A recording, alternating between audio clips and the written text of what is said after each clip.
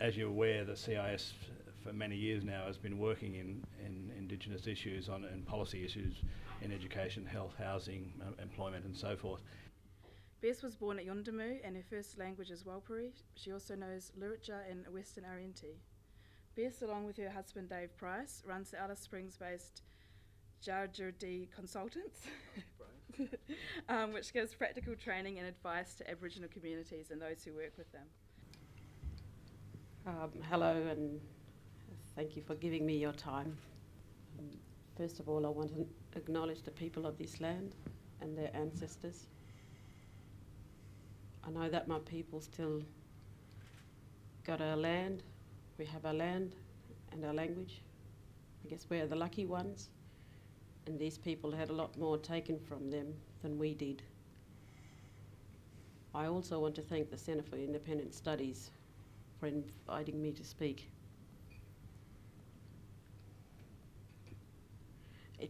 It's not easy for someone from our people to stand up and talk to a room full of people who are strangers. It took me a while to build up enough courage to get to this stage. And as you all know, Blackfella affairs is complicated.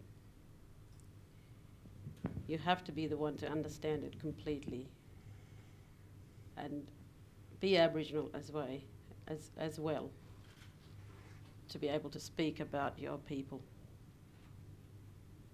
Each group can only talk for itself. I would not be seen talking for other blackfellas, only for my people, who are the Warlpiri. I want to tell you how it's never a dull moment for me with my people and with the politics and with everything else that holds us together as Aboriginal people, in particular with my people as well, the Warlpiri.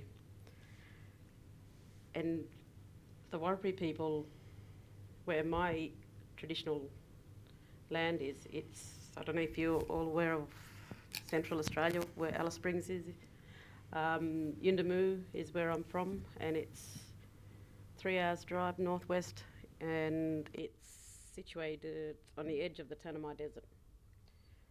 And there's 4 groups of dialects, and there's 4 communities that have Warlpiri people living in them at this moment. So you've got Lajamanu, Wellara, Yirpi and Yundamu. And we're all related, even though we're spread apart, 200 kilometres one way, 50 kilometres the other way, but we're all related. So everybody knows each other's business, so you can't get away with anything. Everybody knows everything about you. And a few weeks ago, I was sitting in a courtroom listening to a murder case being heard.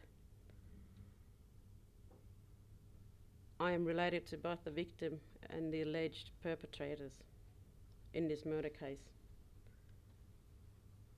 This was once again my people killing each other.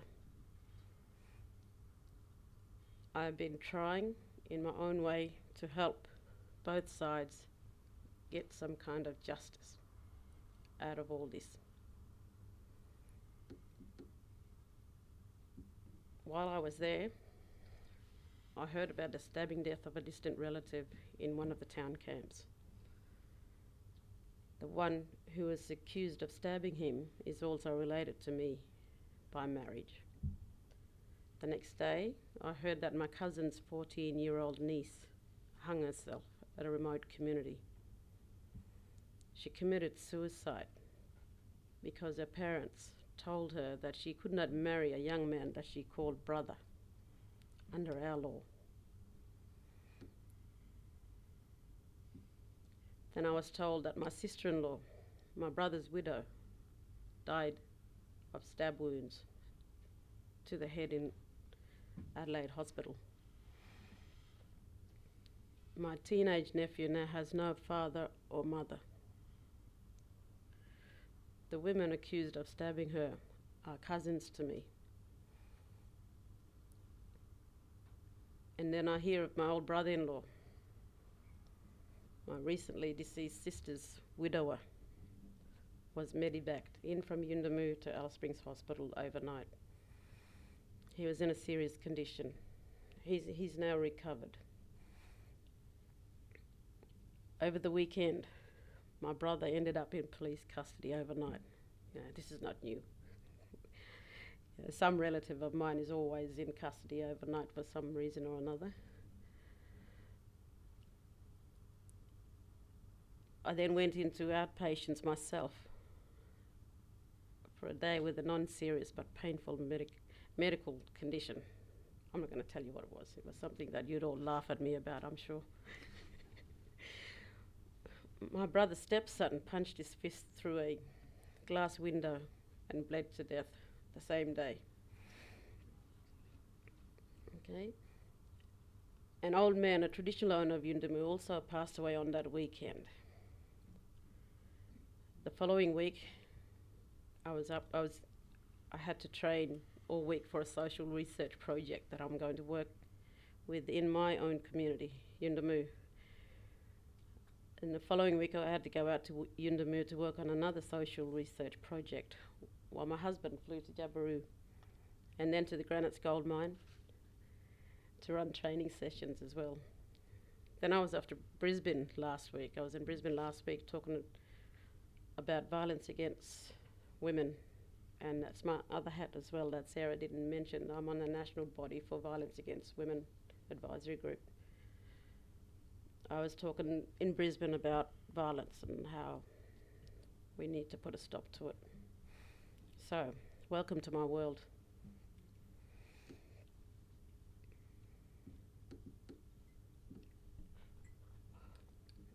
There are those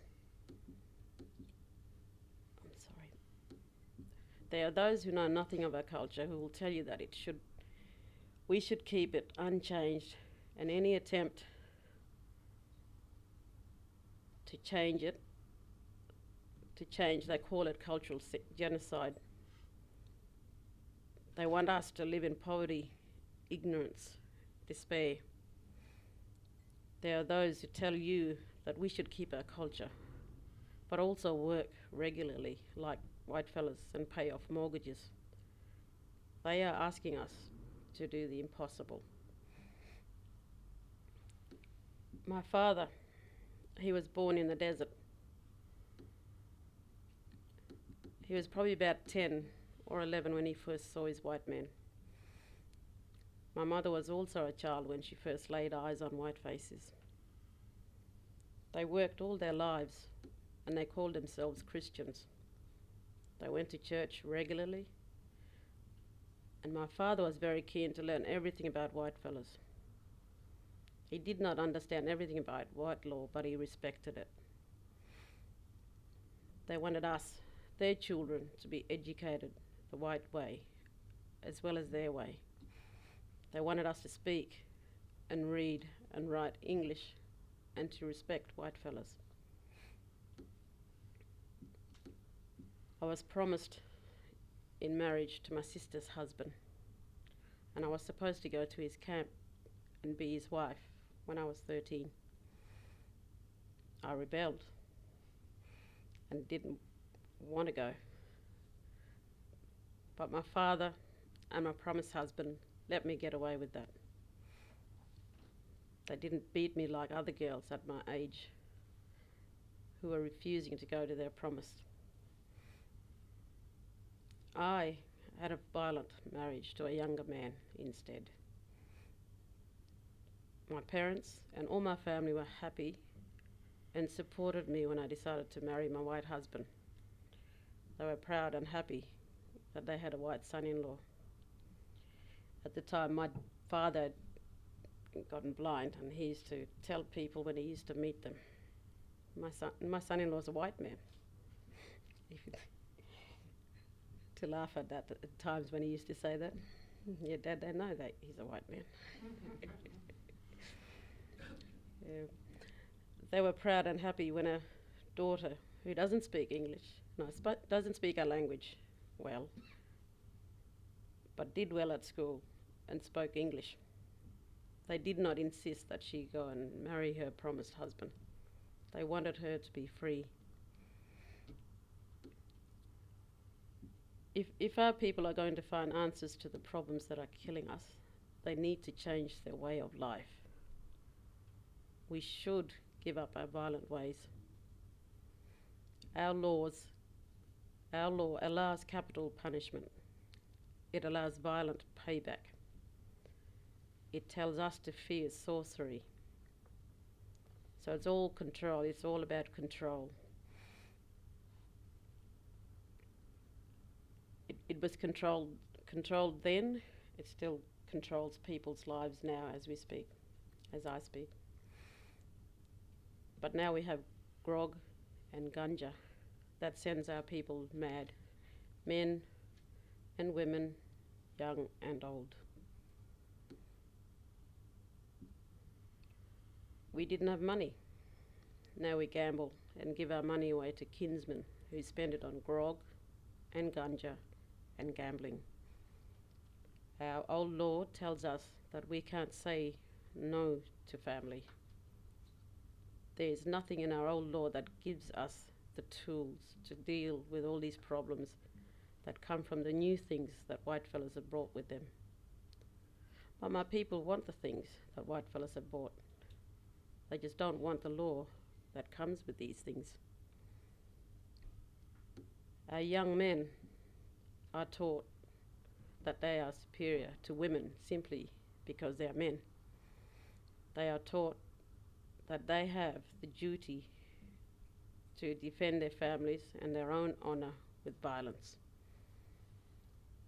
When they follow our law, they break the white man law. When they follow the white law, they break ours. They don't know it's wrong, basically for one simple reason, and that is nobody is teaching them what the Whitefella law is. That's why the jails are full of our young men.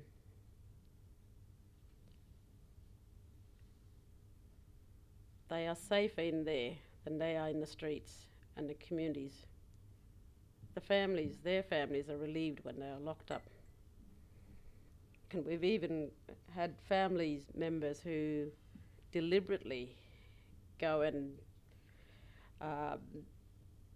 abuse somebody so that they could get locked up. This is during December because they know that they can get a good feed and be looked after over December, January. So they deliberately go out of their way to get themselves locked up as well, knowing that they are going to be looked after. But we need to change. We don't need English-speaking urban Indigenous people and white academics telling the government what it needs to do for us. Government should talk directly to us, not only to the organisations that have let us down as much as governments have. My people need to be challenged. There's much that is good about our old law. There's much that's wonderful about my heritage as well. But there's also much that simply doesn't work anymore, that is keeping us ignorant and in poverty. There's much that is killing us. These Aboriginal leaders who have failed for years should really listen to the few old people we have left and make way for new, younger people who have new problems to face.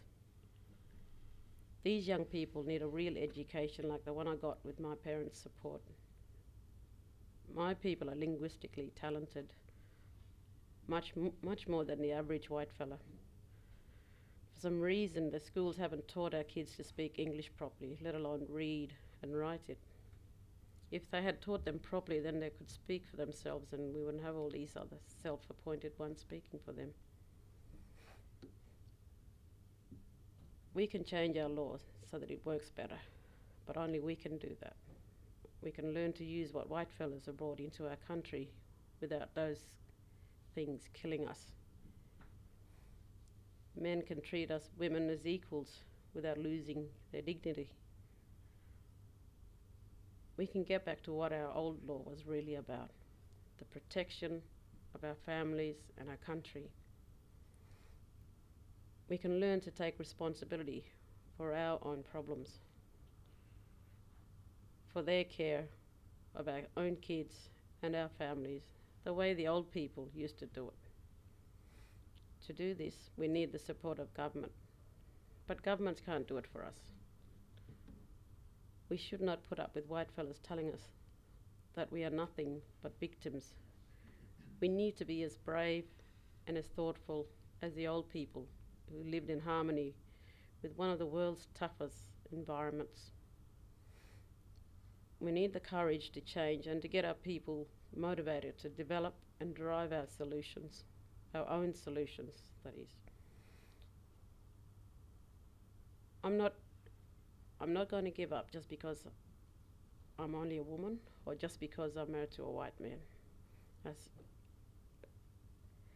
everybody accuses me of being married to a white man and I'm influenced by him. So I can't really speak for myself because everybody thinks that it's Dave's thoughts and voice that I'm speaking, but I've got my own as well. I'm an optimist and I'm going to keep battling away to make a better future for my grandkids. I have 3 grandsons and I am not allowing my grandsons to go through our law because what I've seen for the 20 years that I've been around, it's just not working for our young men. Our young men have lost their way in life and we need all the help that we can to help our young men. So thank you for coming and listening to me.